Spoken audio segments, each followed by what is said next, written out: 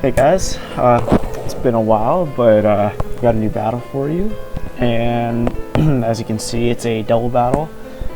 You saw some of these pokes in the rotation battle I uploaded like a year ago, but I don't actually get to like showcase like the main strategy I like to use because it wasn't really fitting in this battle, but still, it was a cool battle. As you can see, they're using a +1 on Minun, and I like that. I dig it. I dig it, sucker.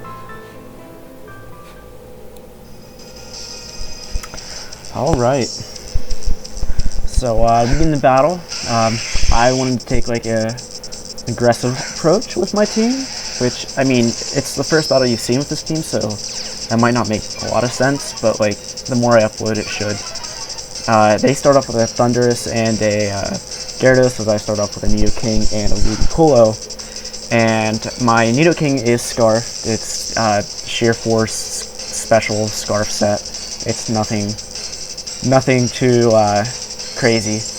But I wanted to get like a quick pick, as I would call it, on whatever he sent out, and I decided to go for the Thundurus. And unfortunately, non-stab Ice Beam on a decently bulky Thundurus isn't going to take it out, but it did put a good amount of damage on, which I was okay with. So I faked out the Gyarados, and I used Ice Beam on the Thundurus, as I said.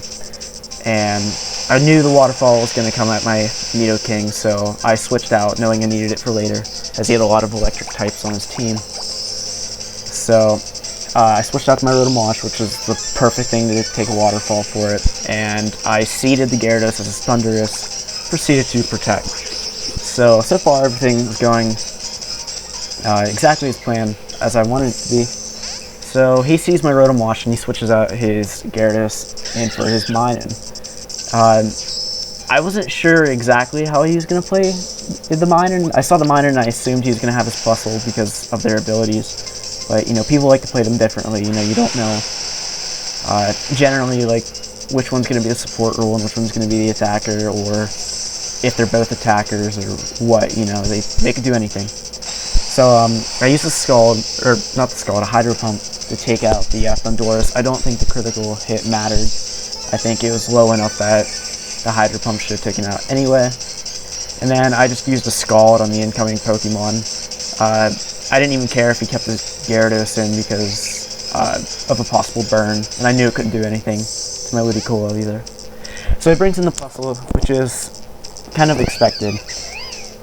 And at this point, this is what, like I said, I don't really know what to expect. And I see the Electro Ball come out, and it made so much more sense as to why his Thundurus carried Thunder. Well, I mean, most Thundurus carry Thunder Wave, but it made a lot of sense in retrospect, like, as to why he carried that on his team in the grand scheme of things, I guess you would say. So this Plusle's doing a ton of damage with Electro Ball. I mean, Ludicolo has a base 100 special defense stat, which is nothing to laugh at all.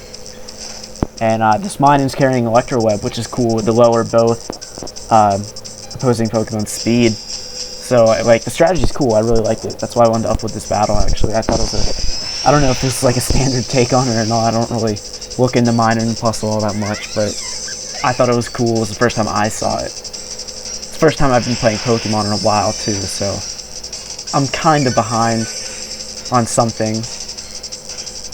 But, yeah, he takes out my Lopunny because I switched to my Lopunny on an Electro Web, and it lost speed, so it's a lot slower than the Plusle. But that's okay. I was generally sending it in to sacrifice it anyway. So this is the perfect opportunity to bring in my Nidoking, ground type, obviously, against 2 electric types. It's part poison too, because I know they can learn Grass Knot. So the part poison typing actually really helps. Like, this Nidoking's probably the perfect typing to face off against these two, to be honest. I got that crit with the Gauge Drain on Plusle, but it honestly did not matter for the outcome of the battle. Like, I mean, I got more health back from my Ludicolo, but like, it still didn't affect whether my Ludicolo lived.